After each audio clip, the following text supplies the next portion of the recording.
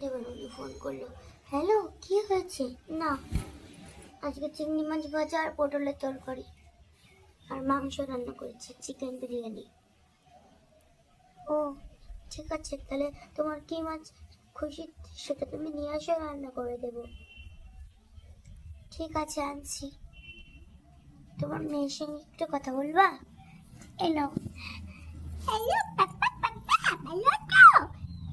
হ্যাঁ রে বাবা, আমি ভালো আছি। রেখে দাও, পরে কথা বলবো, ঠিক আছে? এই যে তাই, এই যে এই যে তাহলে রেখে দাও, পরে কথা বলবো। ঠিক আছে, রাখলাম তাহলে। বাবা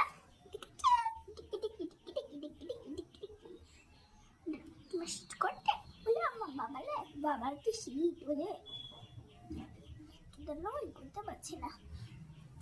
বাবার কত শীত লাগে, শোনা বাবা কত শীত।